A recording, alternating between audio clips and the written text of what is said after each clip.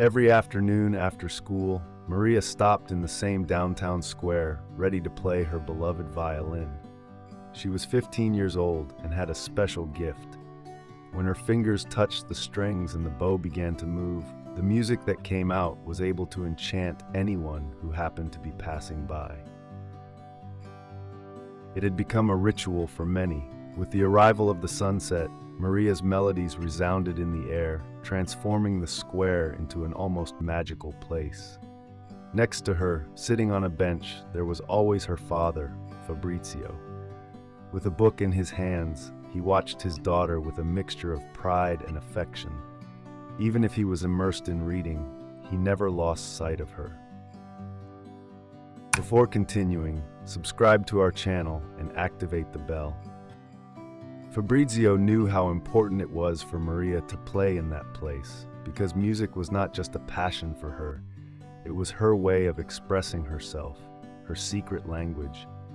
And despite all the challenges that life had placed before her, Maria never stopped making those strings vibrate with all her soul. Maria's violin seemed to speak to anyone who stopped to listen. Her notes were delicate yet powerful. Each melody carried with it a story, an emotion, as if that girl could transform every piece of music into an emotional journey. Sometimes she played classical pieces. Other times, she improvised with a mastery that left everyone speechless. There was a magic in the air whenever Maria played. People, even the busiest, couldn't help but stop and listen, even if it was just for a few minutes. Some closed their eyes, letting themselves be carried away by her notes. Others smiled at her, and many came over to leave a few coins in the open violin case next to her, as a sign of gratitude for the beauty that Maria gave to the world. That square had become a refuge for her, a place where she could forget for a moment the difficulties of her life. Playing was her freedom, her way of communicating with the world, a world that for her had been shrouded in darkness since she was a child. Maria was blind, and only her father and a few others knew the secret behind her extraordinary music. Fabrizio watched her, proud and protective. He was the one who accompanied her to the square every day, and even if he sat far away, with his book in his hands, he never let his attention wander from her for too long. Maria couldn't see, but she felt everything.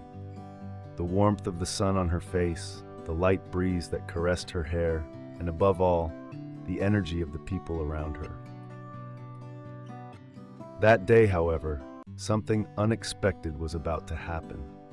The square was animated as usual, and Maria was playing one of her favorite melodies, a slow and poignant piece that seemed to dance in the air. Fabrizio, sitting on the bench nearby, noticed that the bottle of water he always carried with him was finished. He stood up, approaching his daughter and whispering in her ear, "Maria, I'm going to the bar for a moment to get some water. I'll be right back." Maria continued to play, her face serene, focused only on the music.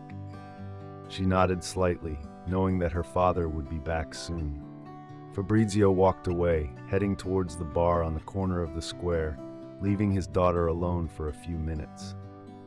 It was a gesture he did often, but always with the certainty that the square was a safe and familiar place.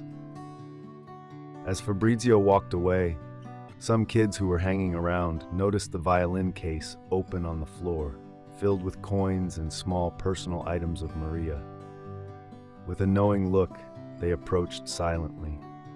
They were teenagers, perhaps too young to understand the gravity of what they were doing, but bold enough not to worry about the consequences.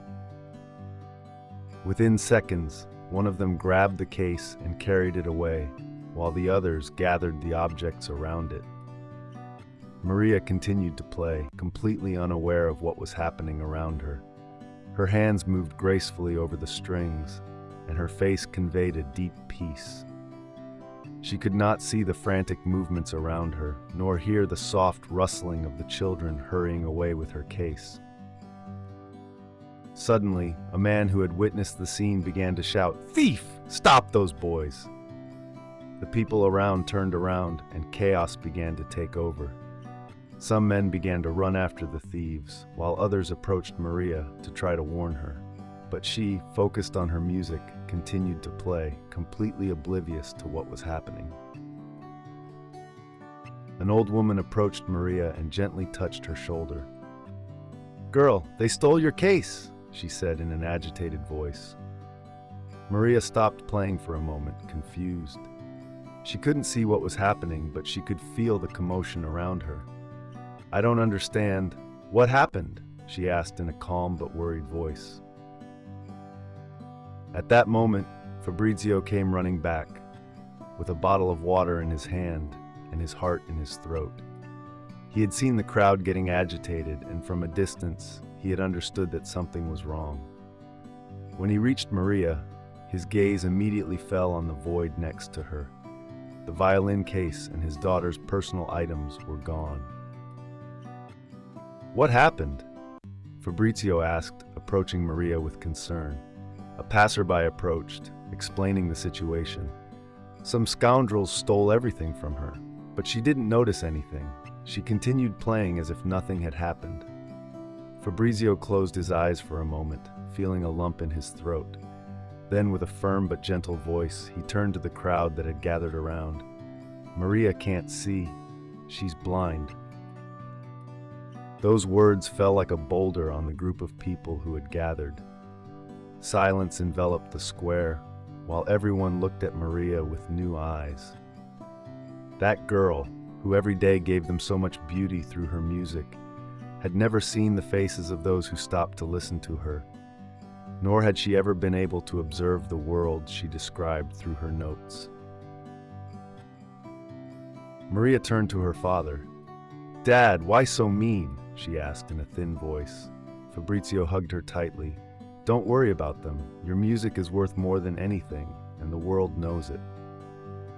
People, touched by Maria's story and her incredible strength, began to come closer. Some left coins and banknotes at the girl's feet. Others simply approached to offer her words of comfort and support. The square, which a few minutes earlier had been the scene of a robbery, now transformed into a place of solidarity and human warmth. The next day, Maria returned to that same square with her violin and a new case, donated by a man who, touched by her story, had decided to help. Fabrizio, as always, sat next to her with his book, and as Maria began to play again, the world seemed to stop again, to listen to that special girl who, despite adversity, continued to give beauty and hope with her music. Every note that came out of Maria's violin was a hymn to the resilience, strength, and courage of those who, even in the darkness, managed to illuminate the world with their light. And the square now knew it was witnessing something much bigger than a simple concert. Did you like this story? Leave a comment below. Thanks for watching the video till the end, and see you next story.